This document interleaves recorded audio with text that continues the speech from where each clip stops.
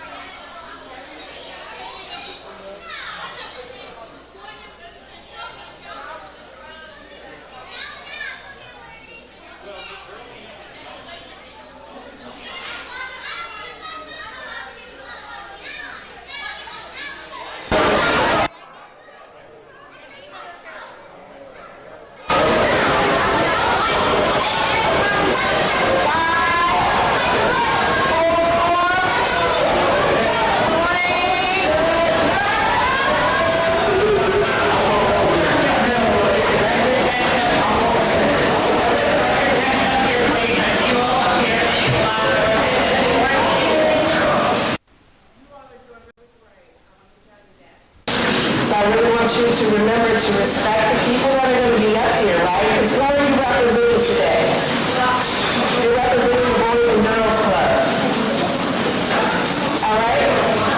So we're going to respect the speakers. We're going to be quiet. And if they're talking, what are you doing?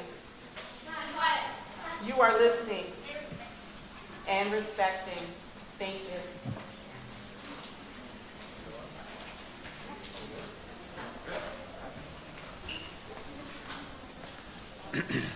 Welcome, everyone. Thank you for joining us here today at United Way of Greater Cleveland's offices. My name is Ken Surratt. I'm the Vice President of Community Investment and Chief Community Investment Officer here.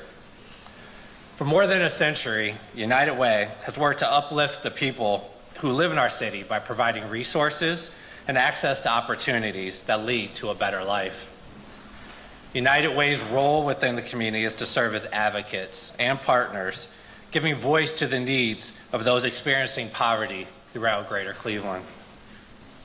And today, we're honored to be here with Myles Garrett, our community ambassador. I'd also like to recognize all those guests from the Cleveland Browns, the Cleveland Guardians, the Cleveland Cavaliers, alongside our employees and our guests of honor, the boys and girls and staff from the Boys and Girls Club of Northeast Ohio. Today and tomorrow, we have children from across Greater Cleveland coming together for this very special event to prepare for the return to school later this month. It's not going to be that bad, trust me. Myles shares our vision to create a better Cleveland for the long term, a Cleveland where every neighbor who lives in our city has an opportunity to prosper. Our partners at the Boys and Girls Club of Northeast Ohio provide safe, fun places for kids 6 to 18 to go when they're not in school. The club focuses on academic achievement, healthy lifestyles, and character development. The club's youth development professionals provide programming that includes the arts, athletics, and homework help. We're delighted to have almost 200 children from the clubs over the next 2 days here at Myles's Back to School Kickoff. Thank you to our first group joining us this morning. We hope you had a good time, and we look forward to welcoming more kids later this afternoon and tomorrow. The children joining us will soon return to class, even better prepared because of Myles' generosity and this event, creating backpacks provided by our presenting sponsor, R.A.K.E, and be filled with supplies from the Cleveland Browns, United Way, and some of our other partners and sponsors today. Today, children can even choose to have a fresh haircut or a new style to look good for that first day of school, thanks to the Gentleman's Cave Luxury Barber Lounge. And thank you to all of our sponsors and partners that are here today, including the really amazing food truck and R.A.K.E, as well as many others. We hosted this event, our first event with Myles, the Home for the Holidays, just last November. And he has proven to be one of the most supportive and committed residents in his adopted city of Cleveland. Myles continues to shine as a constant force for good within our community, always seeking out opportunities to lend support to Clevelanders. And Myles knows firsthand how vital commitment to community is and how much more we can achieve when we partner. And he's learned this both on and off the field. And with that, it's my pleasure to introduce our own Cleveland Browns All-Pro defensive end and the host of these 2 days Back to School Kickoff, Mr. Myles Garrett.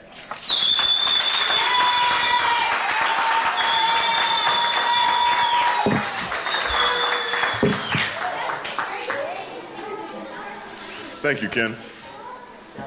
I want to thank those who have worked so hard, such as Ken and his team and United Way of Greater Cleveland. I want to thank our sponsors, R.A.K.E, coming through and doing this, Clutch also having a hand. I want to thank not only the Browns, but the Guardians and the Cavaliers for being very much a part of this, because education is such a strong force in this community, and what we want to do with the rest of our lives, and the changing of generations, always taking it a step further.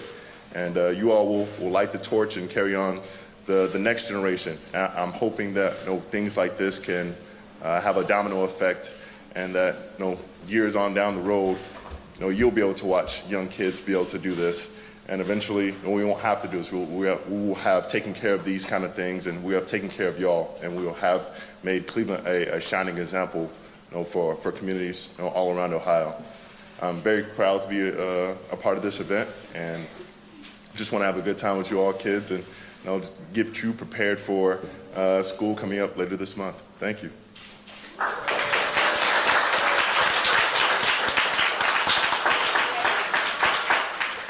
And with that, we'll open it up for a few questions related to the event. We can begin. The first question.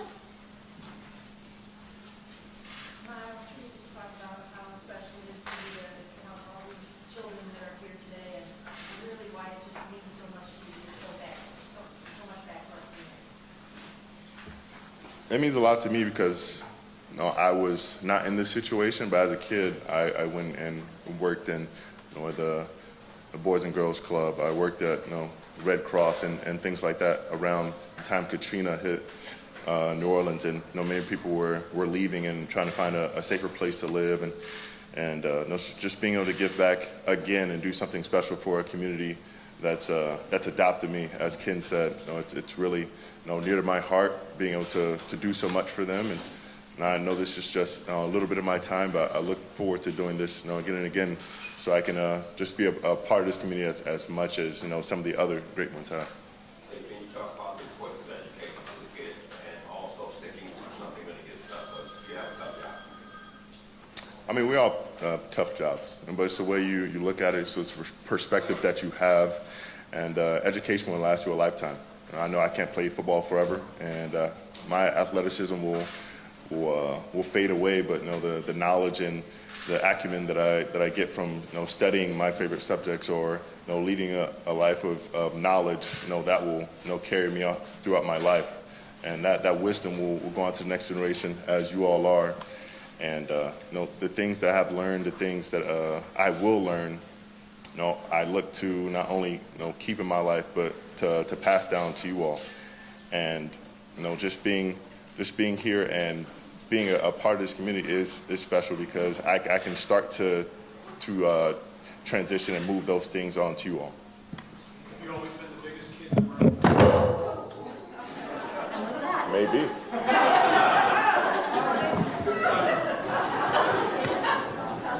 You're supposed to mic drop that.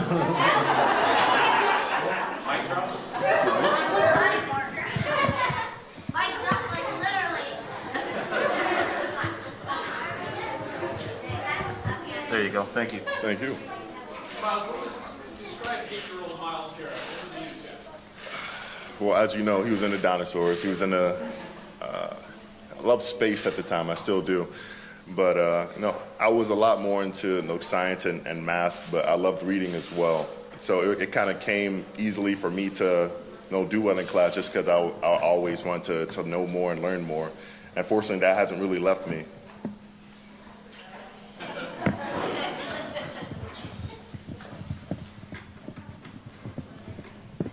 Thank you. Yeah. We're not gonna have a double mic drop. Double mic drop. Not today.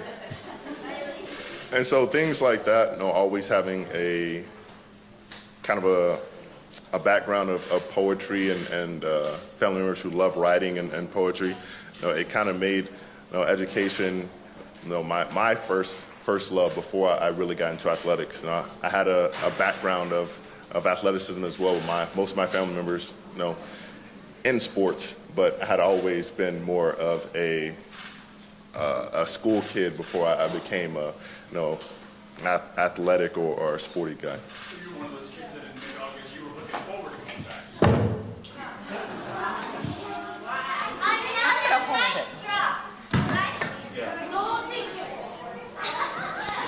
I did look forward to going back to school.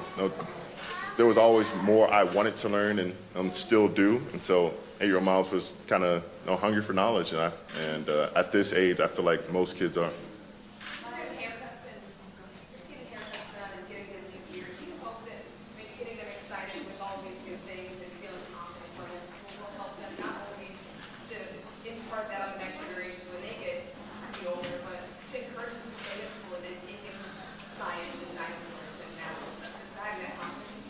Yeah, absolutely.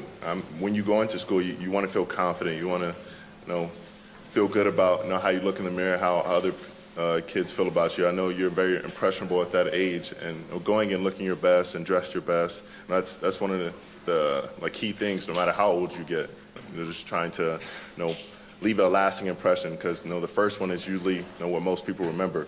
And at this young age, I think it's very important to be able to do that and be able to look the part. And I know if you're going in confident and your peers have a good opinion of you, you're more willing to go in and want to learn and want to spend more time being around classrooms and doing more. Myles, you've won so many awards, Pro Bowls, you won so many football games, but it seems like as your senior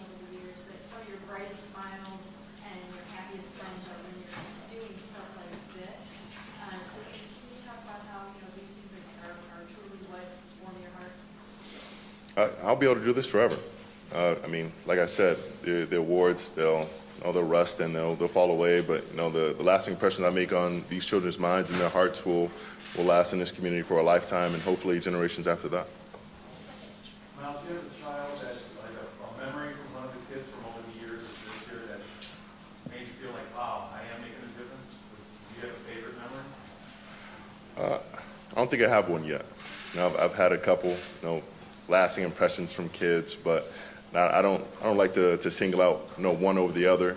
But just being able to interact with a new crop of kids every year, every couple of months, every time I do something like this, that always has a lasting effect on me. Which road run sacks this year? Next question. I got two.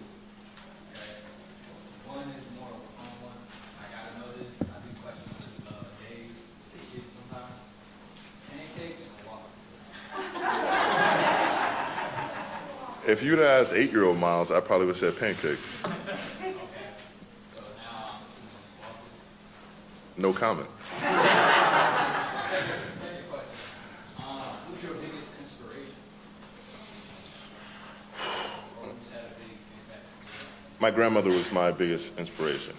My family called her Gran, and she was probably the most empathetic and caring, loving person that I've ever known. And she instilled that in my father and me and my siblings. And so being able to give back is directly related to her. She put this kind of a spirit of giving in me, and I hope to keep on being refreshed to refresh others. So it's all thanks to her.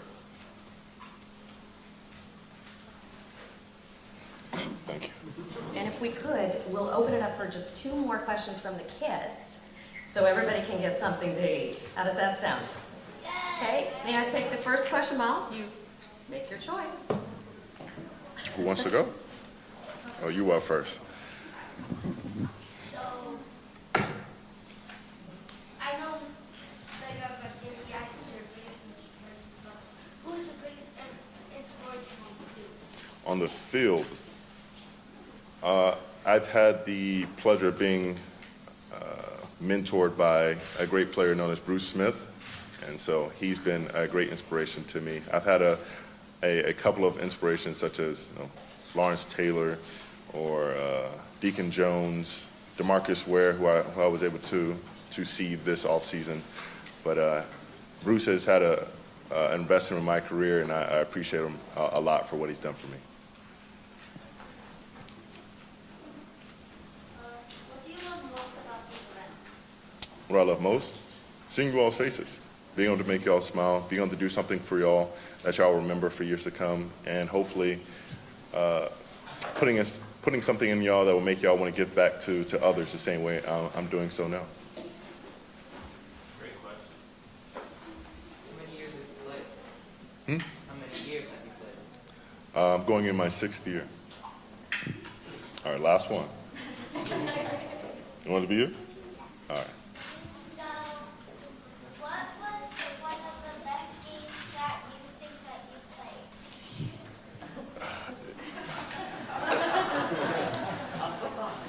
So, the best game I've ever played was in high school, and I had 9 sacks. Wow. Awesome. Well, kids. One more. Oops, sorry. Go ahead. Huh? That's not a question. But thank you for telling me.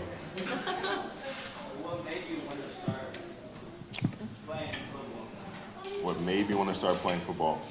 I was a little bit out of my control. I always loved the basketball growing up, and so when I got to high school, I had planned to be on the basketball team, and that was pretty much it. When I got in, the athletic director was also the head football coach, and he told me in his office that if I wanted to play basketball, I had to play football. And the rest is history. One last thing, Miles. That's right. Miles is going to pick our winner. So everybody who participated in the coloring contest, get ready. $25 gift card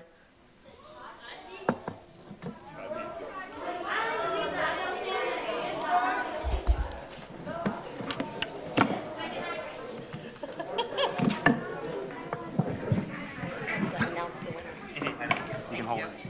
That one right there. Evelina is our winner.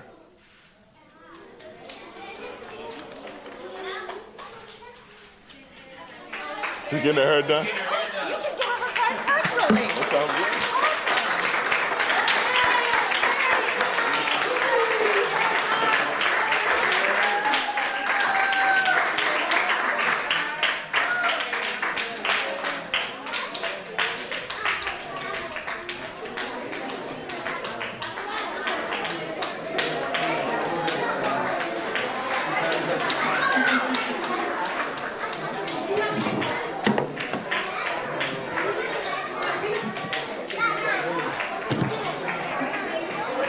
Somewhere in there, right?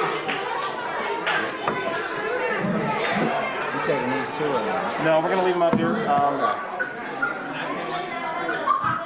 If, Everyone, wait 1 minute. Can I line up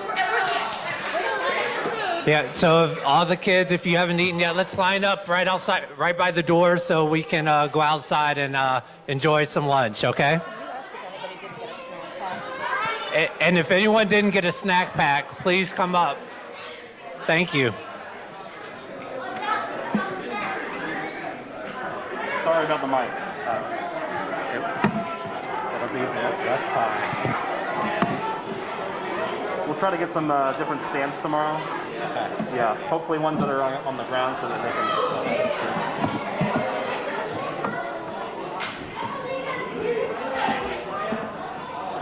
That's not ours. This is the. No, that's a press. Okay.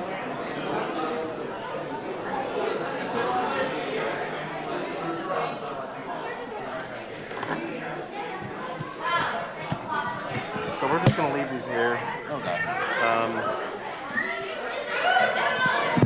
I'm gonna try to get some different ones next time because this is not good.